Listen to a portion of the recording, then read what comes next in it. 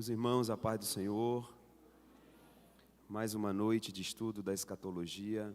Deus abençoe a vida de todos os que vieram, os que estão assistindo em casa. Deus abençoe a vida de todos os irmãos.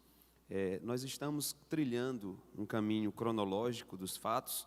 Começamos falando sobre os métodos de interpretação, passamos pela forma como se entende a Bíblia ou se estuda a Bíblia, e começamos ontem a escatologia propriamente dita, falando da vinda de Jesus. Hoje, nós iremos fazer um fechamentozinho de algumas coisinhas que ficaram abertas ontem, e já entraremos na grande tribulação. Nós não, só aqui no estudo, viu? Só no estudo. Amém, irmãos? Todo mundo jantou?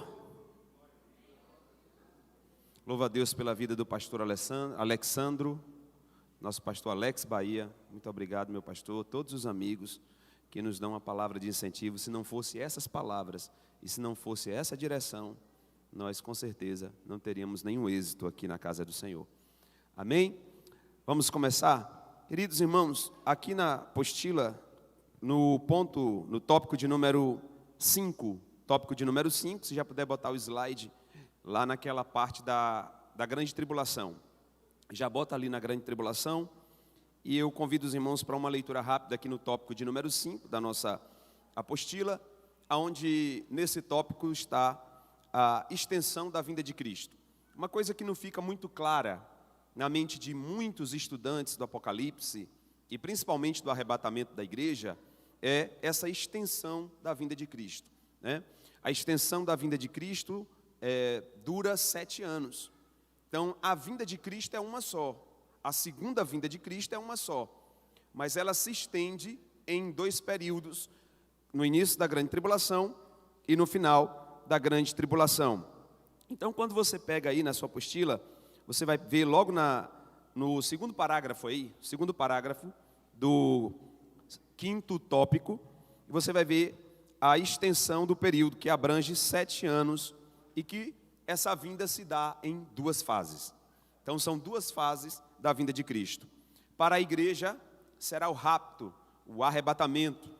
Aquilo que Paulo chama em 1 Tessalonicenses capítulo 4, 17, de harpazo no grego. Harpazo é retirada com velocidade. Então, daí que vem a ideia do arrebatamento. A ideia também do arrebatamento iminente e invisível é aquele texto que nós lemos ontem, em 1 Coríntios capítulo 15, versos 51 e 52. Naquele texto ali é que aparece a definição da velocidade, portanto, da incapacidade de se alcançar e de se perceber pela visão normal. Então, aquele texto da base é isso. Bom, a primeira fase dessa vinda, dessa extensão da vinda, é o arrebatamento, e a segunda fase é a revelação. Então, o que é a revelação? A revelação é a aparição pública, visível, de Jesus no final dos 7 anos. Então, basicamente, essas 2 informações para os irmãos aqui. Além disso, no tópico de número 6, tem uma diferença para você ficar bem situado sobre o que é o arrebatamento e o que é a revelação. Versículos que vão te dar base para que você entenda como eu compreendo o arrebatamento e como eu identifico na Bíblia a revelação. Por exemplo, há um segredo, o rapto é segredo. Mateus 24, 36 a 44. Já em Apocalipse 1,7, a revelação será pública. Apocalipse 1,7. Em 1 Tessalonicenses 4, 17, é invisível. Mas em Zacarias 14, do 4 ao 5, é pública. Jesus vem exclusivamente para livrar a nação de Israel dos exércitos do anticristo. Então, é público. E assim sucessivamente. Então, esses textos aqui vão te dar base para que você entenda, de uma vez por todas, essa dimensão, essa extensão da vinda de Cristo, que começa invisível para a igreja e para Israel e para os que ficarem na grande tribulação, será uma revelação visível. Amém? Aí você vê aqui embaixo ainda no tópico de número 5, quanto à igreja, Jesus virá como o noivo celestial. Então, a característica dessa vinda de Cristo para a igreja é que ele vem para o casamento, ele vem como um noivo. Haja vista que a igreja leva essa nomenclatura de noiva, a noiva do Cordeiro. Então Jesus vem como um noivo e vai levar essa noiva para si. Lembre-se de João capítulo de número 14, verso 3, quando ele diz: eu voltarei outra vez para vós mesmos, para que aonde eu esteja, estejais vós também. Eu vos levarei para mim mesmo. Então Jesus é muito tremendo. Nesse versículo eu vejo Jesus resolvendo um problema grave que nós temos na sociedade moderna, que é o problema da crise de pertencimento. Tem muita gente aí vivendo lacunas sentimentais e emocionais por conta da falta de uma cobertura de um pai, a figura do pai. Então tem muita gente com crise de pertencimento dentro da igreja. Mas esse aqui é o local onde Jesus cura isso. Começa curando com promessas futuras, começa curando com um toque do Espírito Santo real em nossas vidas. Então ele vai nos levar para ele mesmo. Quem não teve pai, ele está dizendo: serei seu pai para sempre. Quem não teve parente que acolhesse, eu serei o seu parente remidor, provedor. Amém? Então é tremendo a Bíblia Sagrada. Para Israel, Jesus vem como Messias. Jesus já não vem mais como Messias para a igreja. É importante essa decisão, essa definição, para que você entenda o perfil dessa vinda de Jesus. Para a igreja como noivo. Atualmente é o nosso Messias, é o nosso Salvador. Mas na vinda é o nosso noivo, que vem para o casamento com a igreja. Para Israel, como Messias. Haja vista que Israel não entendeu a primeira vinda de Jesus como ser humano, e agora vai ter que passar por um período aí de teste, como diz Zacarias capítulo de número 14, o profeta chama de dia de provação para Jacó, e essa provação se dá exatamente para que eles entendam que o Messias não será o anticristo e que o Messias foi aquele que eles crucificaram. Portanto, quando Jesus vier, eles prontamente se renderão a Jesus no Monte das Oliveiras, conforme descreve Zacarias capítulo de número 14. Quanto aos gentios, eu fiz essa separação, irmãos, simplesmente para mostrar para os irmãos que existem 3 perfis específicos de pessoas que serão contempladas com a vinda de Cristo. O primeiro perfil é a igreja, com arrebatamento. Os 2 últimos perfis, Israel e os gentios, eu ia chamar de ímpios aqui, mas eu usei essa linguagem de Paulo. Os gentios, aqueles que não desfrutam da comunhão de Deus ou da fé em Cristo, para esses, Jesus volta no final da grande tribulação. Só que para esses gentios, ou ímpios, né, Jesus virá como juiz. Jesus virá como Rei dos Reis e Senhor dos Senhores. Então é bem interessante essa diferença, né, nesses aspectos que marcam os 2 momentos da vinda de Jesus. Amém, irmãos? Amém? Só para que vocês entendam, bota naquele slide aqui da noiva, passa mais 2 vezes. Aí, bodas do Cordeiro, bodas do Cordeiro. Jesus vem como o noivo. Vai lá para Apocalipse, capítulo de número 19, versículo de número 7. Apocalipse, capítulo de número 19, versículo de número 7.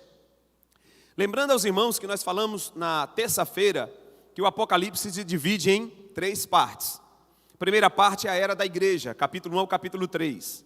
Segunda parte, a revelação da grande tribulação e os acontecimentos que contemplam esse momento, capítulo 4 ao 18. E do capítulo 19 ao 21 são as consumações.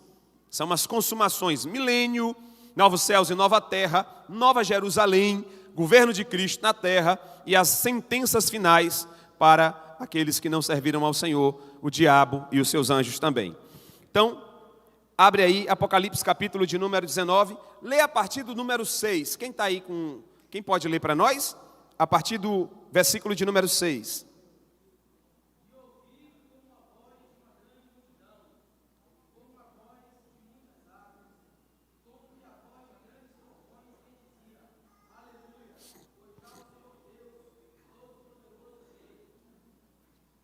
Sete.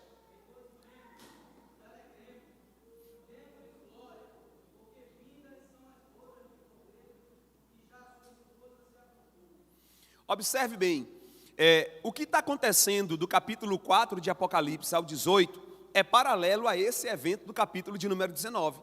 Lembra que eu falei que a linguagem utilizada no Apocalipse é a linguagem parentética, né? Então abre-se um parêntese e João vê a grande tribulação, do 4 ao 18. Mas o 19, que está na sequência, que vem depois, acontece no mesmo tempo da visão de João, do 4 ao 18. Principalmente do 5 ao 18, quando João vê os selos se abrindo. Tá? A grande tribulação começa na abertura dos selos, e esses eventos que nós vimos ontem, o tribunal de Cristo e as bodas do Cordeiro, por mais que estejam em textos desvencilhados, são eventos que acontecem paralelamente ao que está acontecendo aqui na terra, a grande tribulação. Então, enquanto o mundo estiver em aflição, a igreja vai estar no casamento com o noivo, nas bodas do Cordeiro, conforme descreve esse texto aqui. Tem outros textos também, marca para ler em casa, Colossenses capítulo de número 2, Cantares, 2:4, e Mateus, o velho texto da parábola das 10 virgens, Mateus capítulo 25, do 1 ao 10. Lembrando que as 10 virgens é uma figura de linguagem para representar o encontro com o noivo. Não é que Jesus vai casar com noivas, né? A figura ali é um pouco cultural e demanda tempo para explicar esse assunto, tá bom? Muito bem, irmãos, então vamos começar o nosso assunto de hoje, então. Vamos começar o nosso assunto de hoje. Hoje nós vamos falar sobre esse período aqui, sobre a grande tribulação.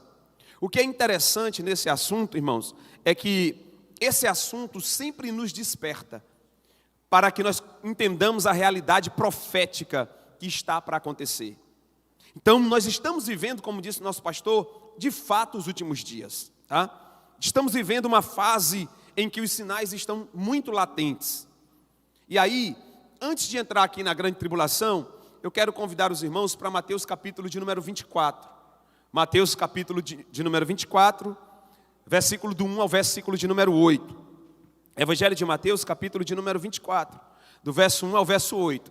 Para que os irmãos tenham a noção, né, de como ler os sinais. Existe uma chave interpretativa para a leitura dos sinais. E é muito importante percebê-la nesse texto que vamos ler. Mateus 24, do 1 ao 8. Quem achou? Por favor, pega uma versão corrigida. O pessoal que está com a NTHL e adjacências, são versões muito atuais e tiram um pouquinho da erudição do texto. Mas quem tem uma corrigida, lê para nós aí. Vamos lá? Quem pode ler rapidamente? Que o tempo não para. Mateus capítulo 24, do 1 ao 8.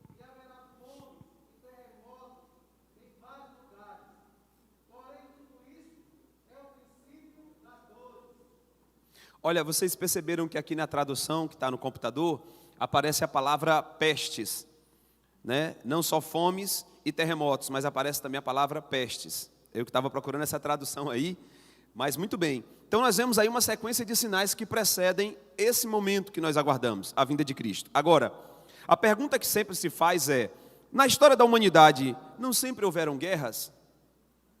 A história da humanidade é marcada por guerras, nações lutando contra nações, né? Rumores de guerra, falsos profetas, fomes e pestes fazem parte da história da humanidade. Como entender então que esses sinais realmente são sinais que nós poderíamos ter uma leitura clara de que apontam para a vinda iminente de Cristo? Como é que eu posso entender isso? Versículo de número 8 do capítulo de número 24. A chave hermenêutica para a interpretação dos versículos, desses textos relacionados dos sinais da vinda de Cristo é o versículo de número 8. No verso de número 8 do capítulo 24, Jesus termina essa primeira classe de sinais, porque vem uma outra, dizendo: mas todas essas coisas são princípio das dores. Perceba aqui, irmãos, a Bíblia, eu já disse, foi escrita para um público primário. E que a intenção do autor ao escrever para esse público primário vem antes da minha intenção, precede a minha intenção. Então, partindo desse pressuposto, se a Bíblia foi escrita para um público primário, e Jesus está respondendo a 3 perguntas, lembre-se disso. Mateus capítulo 24, verso 3, os discípulos chegam para ele em particular perguntando: dize-nos, quando serão estas coisas, vírgula, que sinal haverá da tua vinda, vírgula, e do fim do mundo? Então são 3 perguntas em uma. Só se entende o sermão profético se entender que a base da resposta ou do texto é uma resposta dada que Jesus vai dar às perguntas dos discípulos. Tá? Então observe, Jesus vai responder as perguntas pela segunda, ele começa com a segunda, certo? Porque quando os discípulos perguntam, dize-nos quando serão essas coisas, eles estão perguntando que Jesus falou que não vai ficar pedra sobre pedra que não seja derribada. Eles se assustaram. O templo que foi reerguido, né? O templo que marca um ambiente de adoração, Jesus está dizendo que vai cair. Então eles se assustam com isso. Então a primeira pergunta é essa: quando serão estas coisas?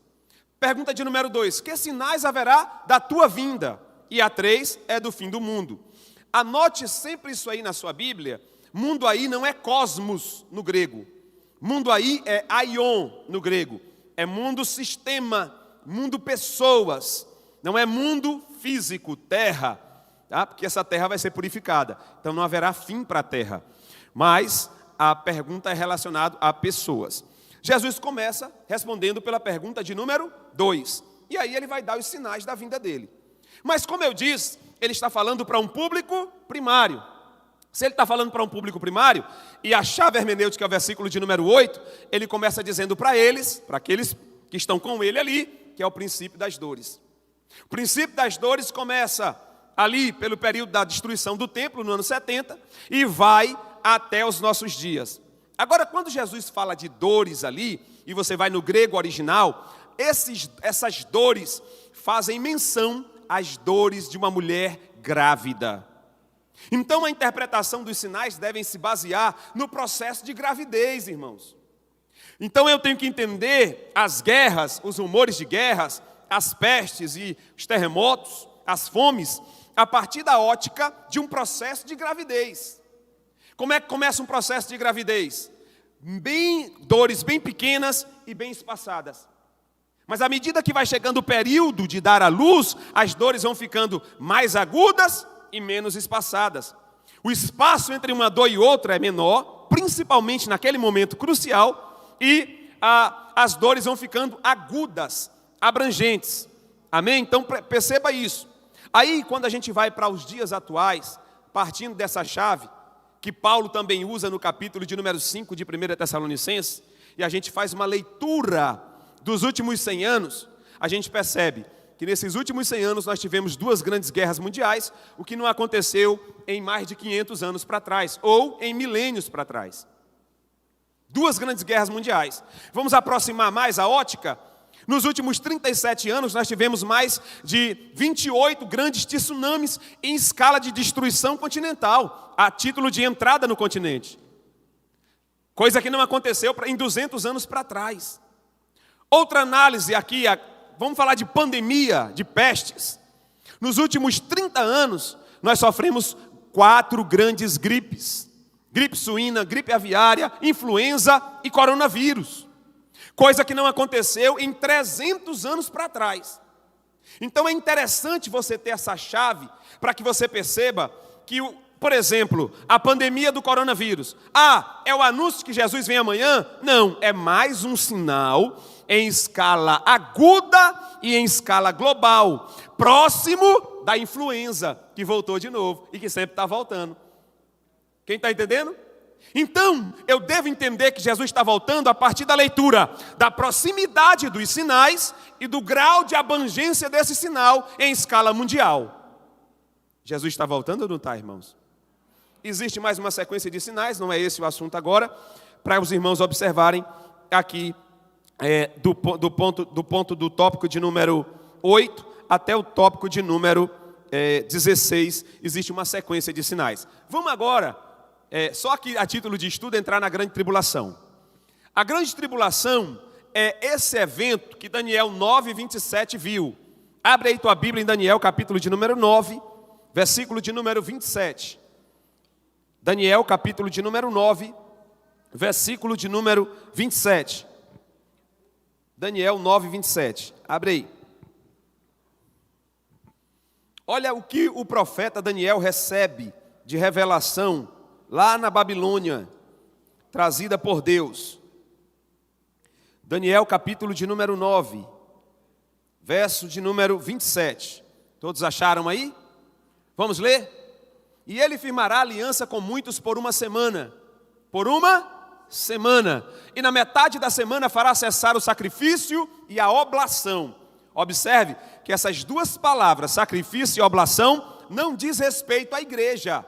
A igreja já desfruta do sacrifício perfeito de Cristo na cruz. A igreja não tem essa prática rudimentar, litúrgica, de sacrificar animal. Quem sacrifica é o judeu. Então, esse texto faz menção a os judeus que estiverem na grande tribulação. Ele firmará uma aliança com muitos por uma semana, e na metade da semana fará cessar a oferta de manjares. Na minha tradução tem manjares, né? O sacrifício e a oblação. Próximo.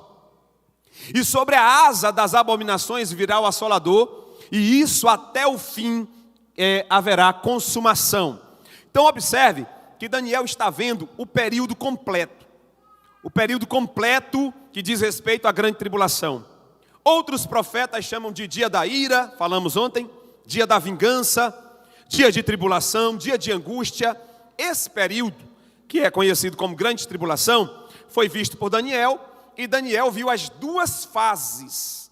Assim como João, na revelação do Apocalipse, também vai ver as duas fases da grande tribulação.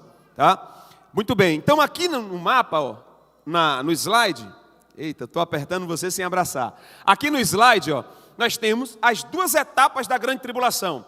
Já deixa a tua Bíblia aberta aí em Apocalipse, capítulo de número 5. Apocalipse, capítulo de número 5. Já deixa aí aberta para você acompanhar. E aqui na tela você vai ver esse período de grande tribulação. Dá mais um cliquezinho para sair o versículo ali do tribunal de Cristo. Vê se aparece o da tribulação. Muito bem, pronto. Ok, deixa aí no anticristo. Apocalipse, capítulo de número 5. Quem achou? Apocalipse, capítulo de número 5. Na verdade é o capítulo de número 6. Apocalipse, capítulo de número 6. Versículo de número 1 e 2. Apocalipse, capítulo de... Isso aqui vai ser muito matador para você. Hoje você vai entender a primeira fase da grande tribulação e a segunda fase da grande tribulação. Em Apocalipse 1, capítulo 6, verso 1 e verso 2, diz assim: E vi quando o Cordeiro abriu um dos 7 selos. Observe, no capítulo de número 5 é o Cordeiro abrindo o livro dos 7 selos. Lembram?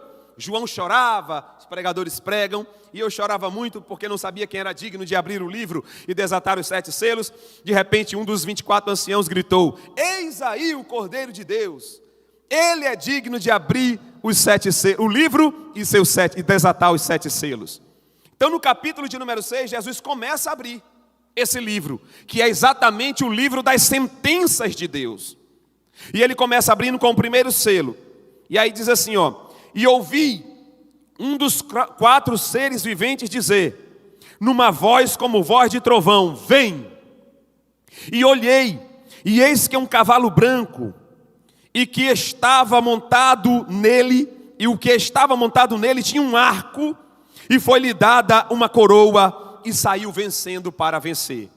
Esse cavaleiro branco, que é o primeiro dos 4 cavaleiros, repete comigo: a abertura do selo começa com o cavaleiro branco. Muito bem. Então esse cavaleiro branco, que já vi pessoas ensinando em escola dominical que é Jesus, não é Jesus. Esse cavaleiro branco é aquele príncipe de Daniel 9:26. E o príncipe do povo que virá é esse príncipe aqui. Essa linguagem, ela é bem intuitiva para nós, mas nós devemos estar atentos a ela. Esse cavaleiro aqui é o anticristo. Muito embora o texto diga que ele vem vencendo para vencer, não quer dizer que seja Jesus. Por quê? Porque Jesus está abrindo os selos. No capítulo de número 5, quem abre os selos? O Cordeiro de Deus, que foi morto e reviveu. Como é que ele abre o selo e agora ele é o cavaleiro branco? Vocês acreditam que eu já vi um pregador famoso pregando que é Jesus? Acontece. Então, esse cavaleiro branco começa o processo da grande tribulação. A igreja subiu e imediatamente esse cavaleiro se revela, que é o anticristo. E ali começa o período primeiro dos 7 anos. Os primeiros 3 anos são os 3 anos de paz. Irmão, eu estou falando rápido? Está tranquilo? Está alto? Vou afastar aqui. Vou afastar, desculpa. Então, esse primeiro cavaleiro, que é o cavaleiro branco, o propósito desse cavaleiro, dessa revelação, é trazer uma figura política que governará o mundo inicialmente. Essa figura política que vai abrir a grande tribulação é o anticristo. É o príncipe que Daniel viu no capítulo 9, versículo 26 de Daniel. É o príncipe. Observe que também Paulo tem uma revelação desse homem aqui. Está lá em 2 Tessalonicenses, capítulo de número 2. Pega aí 2 Tessalonicenses, capítulo de número 2, por favor. 2 Tessalonicenses, capítulo de número 2. Esse texto é muito forte. E esse texto é usado pelos pós-tribulacionistas contra nós. Mas tem um calcanhar de Aquiles nesse texto aí. Tá? 2 Tessalonicenses, capítulo de número 2. Capítulo de número 2, versículo...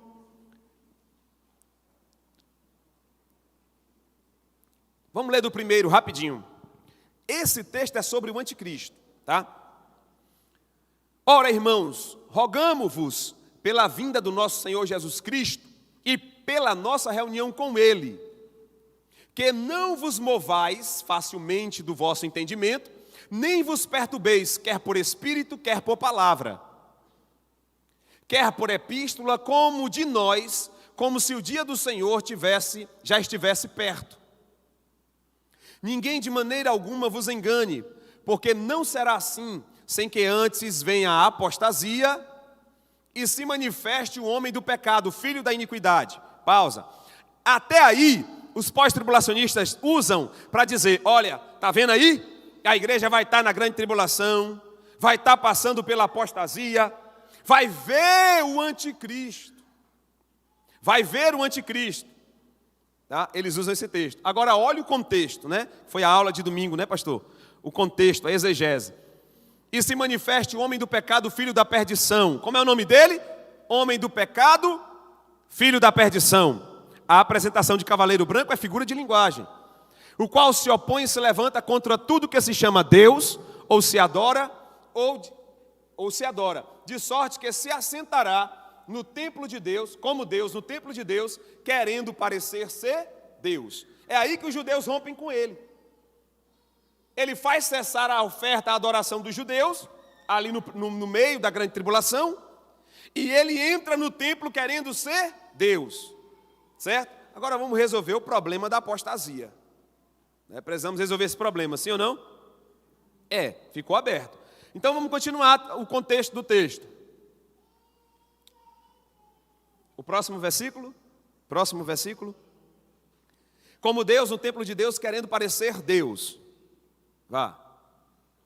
Não vos lembrais que estas coisas vos dizia quando ainda estava convosco? Aí ele continua. E agora vós sabeis o que eu detém, para que a seu próprio tempo seja manifestado. Próximo. Porque já o mistério da injustiça opera. A influência do anticristo já está no mundo. Pelos sistemas políticos corrompidos, né, pelas inversões de valores, ideologias. Somente há um agora que o detém, ou que o retém, a tradução ali, até que do meio seja tirado. Quem é esse que o detém? A igreja. A igreja. Então observe que esses dois versículos que falam que há um que ainda o resiste, e que há um que o detém até que do meio seja retirado, entenda, essa palavra retirado, ela é sinônima da palavra harpazo, usada para arrebatamento em 1 Tessalonicenses 4,17. Então, nós, a igreja, enquanto a igreja estiver na terra, o anticristo não se manifesta. E o que é aquela apostasia, irmão, que falou ali? A apostasia será um desvio, um abandono da fé, que se dará nos primeiros 3 anos e meio, quando todos aqueles que ficarem desviados da igreja e judeus aceitarem os planos e propostas do anticristo, do cavaleiro branco, que vem trazendo paz. Quem está entendendo? Amém?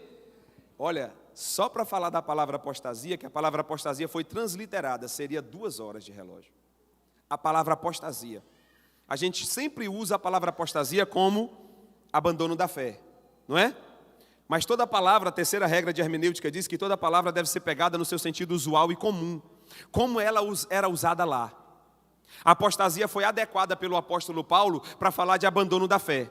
Mas na cultura judaica a palavra apostasia era usada para divórcio. Tanto é que em Mateus 19, quando Jesus trata do divórcio e aparece a palavra divórcio ali, vai no grego que você vai encontrar o substantivo apostasion. É a tradução. O que aconteceu na nossa Bíblia? Foi feita uma transliteração. Se pegou as letras correspondentes às letras no grego e foi fazendo a adaptação. Transliterou, mas não traduziu. Aí nós temos que traduzir para poder entender o sentido da palavra dentro do texto.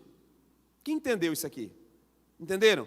Isso vai ficar para uma outra, só isso aí é muita coisa, mas eu encontrei arrebatamento na palavra apostasia. Porque a palavra apostasia é retirada. É quando alguém se separava e na cultura judaica era retirado. Mas a gente explica isso aí depois, amém? Vamos seguindo então, na grande tribulação. E hoje, no tópico de número 17 da sua apostila, pega aí, tópico de número 17, deixa o slide na grande tribulação. Tópico de número 17, a gente vai ver quem são essas figuras que participarão da grande tribulação, tá? A tua Bíblia no Apocalipse, ainda capítulo de número 6, deixa a Bíblia aberta em Apocalipse capítulo de número 6, vamos fazer uma triagem cronológica rapidamente aqui dos fatos, tá? Os selos são abertos no capítulo de número 6, acompanha. Quando os selos são abertos no capítulo de número 6, o primeiro selo é o cavaleiro branco. Tá? Tem até aqui na sua apostila a sequência dos selos que são abertos nesse período. Aqui, ó, tópico de número 22 da sua apostila, aparecem os cavaleiros, os 4 cavaleiros do Apocalipse. Olha aí. Então, no capítulo 6 e verso 2, o cavaleiro branco, primeiro selo. Capítulo de número 6 e verso 4, cavaleiro vermelho, que representa a guerra. Então, esse primeiro período aqui, ó, da grande tribulação, tira ali a boda do cordeiro, dá mais um clique. Aí, mais um. Não, volte, tá bom. Deixa ali, em anticristo, Então, essa primeira etapa da grande tribulação aqui, o cavaleiro branco opera. Irmãos, acreditem, os judeus, esse anticristo vai conseguir fazer uma façanha de fazer uma aliança entre judeus e árabes. Por quê? Porque o templo tem que ser reconstruído. E quem está lá? A mesquita de Omar, no lugar do templo. No lugar mais sagrado de Jerusalém, que para os judeus é o lugar mais sagrado da terra. Se o templo vai ser reconstruído, até para que ele mesmo se revele, no final dos 3 anos e meio, que são os 1260 dias de Apocalipse, ele precisa ser levantado o templo. Fiquem atentos, já tem um projeto de reconstrução do templo, já tem o protótipo de todos os utensílios sagrados, já está tudo pronto, só esperando que haja uma negociata com os árabes para que o templo seja reconstruído no lugar. Como é que os judeus não fecham um pacto com um homem que traz uma proposta como essa? De devolver a eles um dos pilares do judaísmo, que é o templo. Estão entendendo?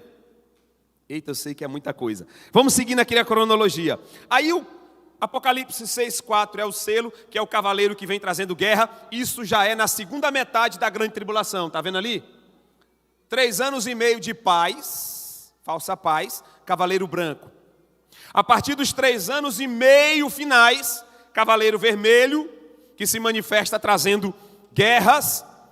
Aí abre-se Apocalipse capítulo 6 e verso 5, o terceiro selo. No terceiro selo aparece o cavaleiro preto, que é recessão econômica, fome, inflação. Depois aparece mais o próximo selo, quarto selo, e aparece o cavaleiro amarelo, que quer dizer morte, pestes, e por aí vai. Eu queria parar no quarto selo aqui. Jesus, eu preciso correr muito aqui, pastor. O quarto selo. Observe, até agora foram abertos 4 selos. São 7 selos. 7 selos da ira de Deus durante a grande tribulação. Perceberam que o primeiro selo aberto é o cavaleiro branco, falsa paz, primeira fase. Daniel 9:27, ele fará uma aliança com muitos por uma, e na metade da semana promoverá a guerra. Então a primeira etapa é a manifestação do cavaleiro branco, e a partir da segunda etapa da grande tribulação, quando ele rompe com Israel, surgem os cavaleiros trazendo guerras, trazendo recessão econômica, cavaleiro preto e o cavaleiro amarelo. Agora eu gostaria de fazer uma observação com os irmãos gravíssima aqui nessa noite. A única Bíblia que traz o cavaleiro amarelo é a Bíblia Almeida em português. Nenhuma outra Bíblia em outra língua espalhada pelo mundo você encontra cavaleiro amarelo. Aqui eu começo a falar do anticristo. Nenhuma outra Bíblia aparece cavaleiro amarelo. Todas as outras Bíblias, eu desafio, olhe na internet aí e busque uma Bíblia em inglês. Uma Holy Bible em inglês. Você vai encontrar cavaleiro verde. Por quê? Porque a palavra aqui utilizada no grego é a palavra coloris.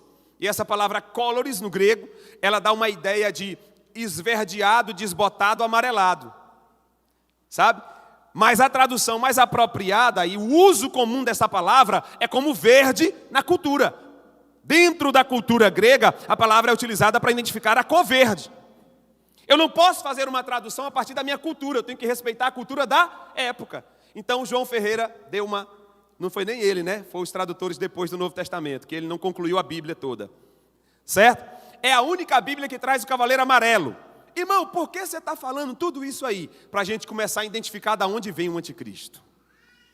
Então a gente já sabe, já consultaram aí? Os universitários? Consulta aí depois, viu? Tem o que aí? É em inglês? Verde, tá vendo? A cor verde é o quê? Green, em inglês. Então todas as Bíblias, espanhol, Reina Valera, as Bíblias, as melhores traduções, você vai encontrar cavaleiro verde. O que é que isso tem a ver com o que nós vamos falar? Vamos começar com Daniel 9:26. Estou correndo já aqui, vamos lá para o anticristo. Daniel 9:26, mais uma vez. Tira a tela aqui, bota aí o versículo, Daniel, capítulo de número 9, versículo de número 26. Eu vou fazer só essa identificação do anticristo. A gente termina com mais alguns detalhes da grande tribulação e já passa para a guerra que vai haver no final da grande tribulação. Senão a gente não entra no milênio. Tá certo? Encontraram aí? Olha aí, ó. Depois das 62 semanas, será cortado o Messias, ele vai subir, e mas não para si mesmo, e o povo do príncipe que há de vir destruirá a cidade e o santuário, e o seu fim será como uma inundação. E até o fim haverá guerras, estão determinadas as assolações. Observe esse texto aqui com muito detalhe. O texto está dizendo que o povo de um príncipe que há de vir destruirá a cidade e o santuário. Preste atenção. A cidade de Jerusalém foi destruída quando? No ano E o templo foi destruído no ano 70. E nunca mais reconstruiu-se o templo. Então, a última queda do templo foi no ano 70 depois de Cristo, e nunca mais ele foi reerguido. Vai ser reerguido no período do anticristo. Esse povo do príncipe, se atém aos detalhes, esse povo do príncipe que virá, quem são eles? Vamos à história. Quem destruiu o templo no ano 70? 9 legiões romanas, lideradas pelo general Tito Vespasiano, filho do imperador romano Vespasiano. Amém? Não, não é bem assim. Aí você vai para o escritor, para Flávio Josefo, um judeu que se tornou cidadão romano e era um historiador neutro das histórias da época. Narrou histórias do primeiro século, Flávio Josefo. E no livro de Flávio Josefo, no livro de número 7, se não me engano, tem uma narrativa sobre essa guerra. Ele narrou fatos específicos e históricos. E na narrativa sobre essa guerra, ele nos fornece um dado tremendo, irmão. Qual é o dado? As 9 legiões que destruíram a cidade e o templo no ano 70, não eram compostas de soldados romanos, pastor. Como assim? Como assim? Não foram os romanos? Não foram as legiões romanas? Não. Essas legiões romanas, e aí você tem que entender uma coisa. Quando Roma conquista um povo, e à medida que o exército de Roma vai envelhecendo ou morrendo, os romanos de sangue vão morrendo, eles vão exigindo, um dos critérios desse povo conquistado, por exigência romana, é que eles fornecessem jovens para recompor as legiões. Pasmem com a notícia que Flávio Josefo nos dá, não sou eu não. Flávio Josefo nos dá uma notícia tremenda, sabe qual é? É que as 9 legiões eram compostas de soldados egípcios e árabes. Pois essas legiões estavam acampadas, estacionadas na região de cima da península da Ásia, na grande parte da região da Mesopotâmia, Iraque, e outras estavam na parte de baixo da África, Egito. E essas legiões, em sua grande maioria, eram recompostas, as suas fileiras, por soldados árabes. Isso é um dado histórico. Ninguém está inventando, chutando, imaginando. É um historiador que está dizendo: os soldados que compunham as legiões que destruíram a cidade no ano 70 eram soldados vestidos de romanos, mas que eram de natureza e de essência árabe, de nacionalidade árabe. Quem está aqui ainda? Eu vou tentando, vamos construindo devagarzinho, pelo menos essa a gente fecha. Aí, pego essa perspectiva aí, e a gente vai para Daniel, capítulo de número 11. Tem outro dado importante, Daniel capítulo de número 11, verso 36, que você lê em casa. O profeta Daniel, falando desse homem, ele diz assim, e ele não fará caso ao amor das mulheres. Alguns escatólogos bem renomados dizem que o anticristo possivelmente será um homossexual, por causa desse texto de Daniel capítulo 11, versículo de número 36. Você pode consultar em casa, quando o texto diz que ele não fará caso ao amor de mulheres. Algumas traduções dizem, ele não valorizará o amor das mulheres. Irmãos, isso é mais um dado importante. Qual é o único povo onde os homens dessa nacionalidade ou dessas tribos não valorizam as mulheres? A mulher é um objeto e até a mulher não pode ter prazer. Vamos caminhando. Tem um povo, não tem? Não tem uma etnia de vários povos e nações em que as mulheres não podem ter prazer? Que inclusive eles fazem uma atrocidade com a mulher, os mais radicais? Tem um povo. Então nós já entendemos que o exército que destruiu a cidade no ano 70 foram árabes. Daniel está dizendo que esses homens do qual o anticristo pertence e virá, eles não fazem caso do amor das mulheres, não se importam com o sentimento de mulher, não valorizam mulheres. E o cavaleiro amarelo, que nós identificamos como cavaleiro verde, a partir do original, coloris no grego, que é traduzido nas demais traduções como verde, esse cavaleiro que vem promovendo guerra, que na descrição do original no grego você encontra a forma como essa guerra é feita, a forma como essas mortes, porque ele traz morte, A forma como essa morte é feita, quando você pega uma Bíblia no original, tem ali uma abertura para como se mata nesse período. Esse cavaleiro vai matar pessoas, ou seja, quando essa figura escatológica se manifestar, as pessoas serão mortas pelos exércitos do anticristo em praça pública por degolamento. Quem é o povo que mata por degolamento? Não me responda. Bom, e o porquê Cavaleiro Verde a ênfase nisso? Porque a base da bandeira de todos os árabes e muçulmanos é verde. Irmão, você está querendo dizer o quê? Eu estou querendo dizer que aquele primeiro-ministro lá da Turquia, presidente da Turquia, Erdogan, ele chegou recentemente em cadeia nacional e disse: nós precisamos de um novo califa. As tribos estão desunidas. As tribos estão espalhadas. Precisamos levantar um novo líder que una todas as tribos, que seja o nosso representante em escala mundial. Eu sou levado a acreditar e a construir uma linha de raciocínio baseado em fundamento bibliográfico, Flávio Josefo, e nas leituras do texto bíblico, que o anticristo possivelmente virá desses países árabes. Não necessariamente do Oriente Médio. Para os irmãos terem ideia, a Europa já é 23% árabe. É a religião que mais cresce no mundo, passou o cristianismo em volume de crescimento, que mais avança no mundo. Tá? E assim, eu não quero ser irresponsável numa noite como essa, em um curto espaço de tempo, mas pelas leituras que a gente faz, eu particularmente acredito que o anticristo será o próximo califa, que unirá as tribos árabes, virá da Europa, mas de etnia árabe, professando a fé árabe. Esse silêncio aqui é o quê? Discordância, mais ou menos, um choque. Ah, não, na escola dominical a gente aprendeu a vida toda que o anticristo será o próximo papa. Aprendemos a vida toda que a base da estátua de ferro, lá da visão de Daniel, da estátua, é os romanos. Então ele tem que vir dos romanos, ele tem que vir dos árabes. Irmãos, essa nova leitura aqui está sendo feita pelos escatólogos da CPAD. E eu estou antecipando para vocês, porque a gente já teve acesso a essa pesquisa há mais ou menos uns 2 anos atrás. Vai ser revisada as nossas lições, anote o que eu estou lhe dizendo. Vão ser revisadas as nossas lições. Vai ser reavaliada essa perspectiva do anticristo vir da Itália, de Roma, do papado.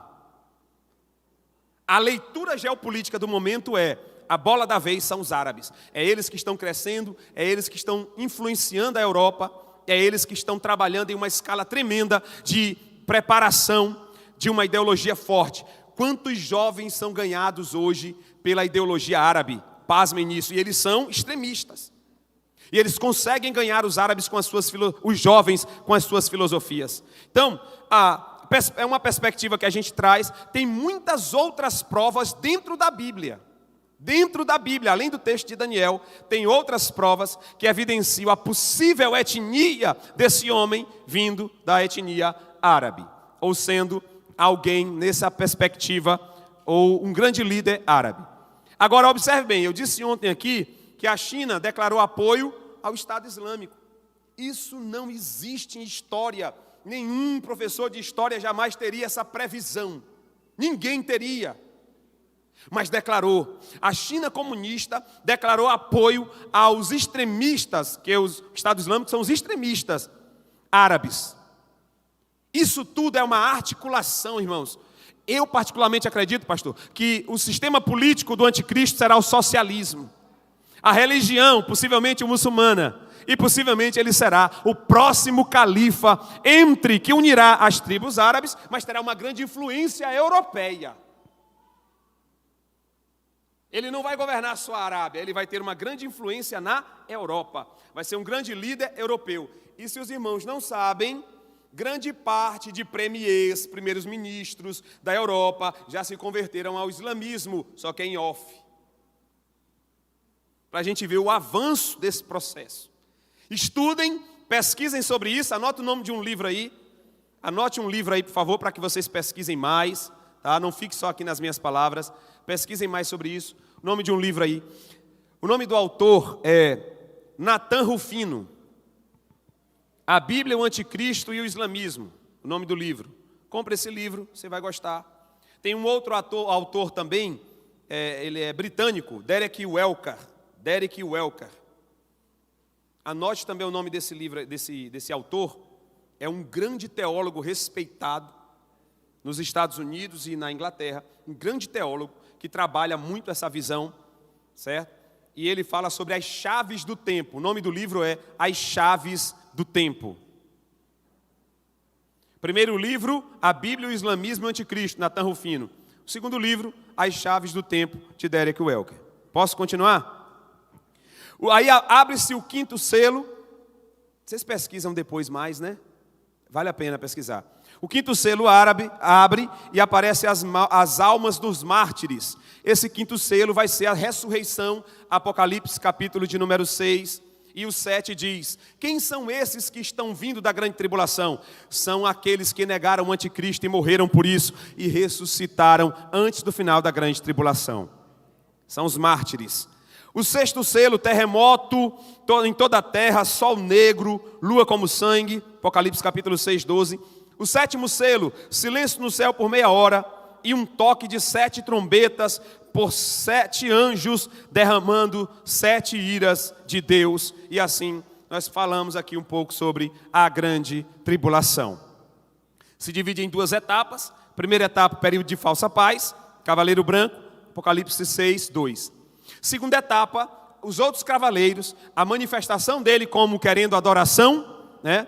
Entrando no templo de Deus e os judeus rejeitando e começando as guerras a partir dos 3 anos e meio seguintes. Certo? Amém? Segue a apostila aí. Acho que eu deixei algumas pessoas perturbadas. Pesquisem. Em Apocalipse capítulo 7, do 1 ao 8, fala dos 144 mil, né? E o final da grande tribulação é o tópico de número 24 da nossa apostila, que fala sobre o julgamento das nações. Quando Jesus vier no Monte das Oliveiras, Zacarias capítulo de número 14, Jesus vem para julgar as nações. Todos aqueles que se deixaram levar pelo anticristo, pela influência do anticristo. E o exército do anticristo que vem para destruir Jerusalém, todos esses serão aniquilados, diz o texto em Zacarias 14, pelo sopro da boca de Jesus. Os exércitos do mal se desfarão. E aí a gente colocou alguns países aqui que possivelmente poderão estar participando dessa campanha. Possivelmente Rússia e outros países mais de bandeira vermelha estarão participando dessa campanha, tá? Obviamente, quando a gente faz o link de China com árabe, a gente já percebe também a possibilidade dos árabes que estão ali, né? Inclusive, quando os árabes entraram no templo no ano 70, as legiões romanas, que eram compostas de árabes, o ódio deles dos judeus era tão grande. Jesus não disse que não ficaria pedra sobre pedra que não fosse quebrada. Diz que eles entraram dentro do templo e quando eles achavam um bloco em pé, um bloco inteiro, eles saíam quebrando bloco por bloco. A ponto de Joséfo descrever que Tito Vespasiano disse assim: que ódio é esse desses homens? Eles não conseguem parar de destruir o templo. Nós já vencemos, nós já destruímos a cidade, mas eles não param. E eles gritavam aquela grito de guerra deles, né? Da jihad, da guerra, que eles vieram fazer a guerra. Cantavam Allahu Akbar, que eles falam, né? O Akbar, uma coisa assim. Observe, esse povo com certeza estará nesse momento final para destruir Jerusalém. Os judeus recuando, né? Apesar de todo o aparato bélico que eles têm, eles não resistirão toda essa força. E aí Jesus desce no Monte das Oliveiras. E aí acontece o julgamento das nações.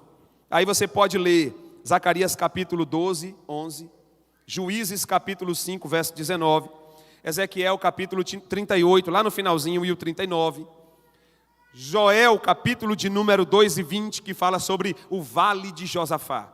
Essa guerra aqui, passa aqui rapidinho. Passa mais uma. Cadê? Mais uma. Não, volta, tira daí que esse é mistério. Aí é o 666, pastor. Em hebraico. Aqui, quando Jesus volta aqui, irmãos, no final da grande tribulação, que é a segunda etapa, essa volta dele é a revelação. No final da grande tribulação, ele vem para julgar as nações. É aí que ele vem para libertar Israel dos exércitos do mal que vem contra a nação de Israel. Então, esse vale, capítulo de número 25 aí, ó, tópico de número 25, é o vale da decisão, conforme descreve Joel capítulo 3, do verso 12 ao 14. Está aí direitinho aí, ó. Essa guerra aqui, que vai acontecer na descida de Jesus, é conhecida como a guerra do Armagedon. Dá mais dois cliques. Mais um.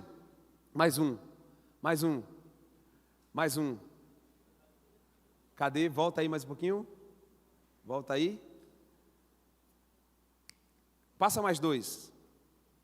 Prisão de Satanás, o milênio. Mais um. Bom, a diferença que a gente tem que fazer sobre as duas guerras que o Apocalipse trabalha é que aqui na descida de Jesus é conhecido como guerra do Armagedon. Armagedon, aqui está o texto, Joel, capítulo de número 3, do 12 ao 14, o profeta viu isso.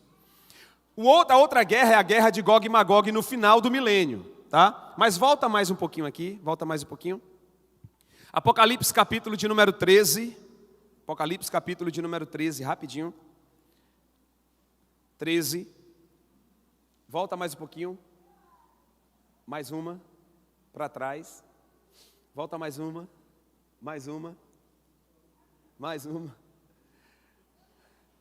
aqui, vi uma besta emergida, não, volta mais uma, que é o anticristo, é o falso profeta. Primeira besta, Apocalipse capítulo 13 vai falar das duas bestas que se manifestarão na grande tribulação. Primeira besta, e vi subir do mar uma besta, e deu-lhe o dragão o seu poder, eu resumo, viu? Vou resumindo.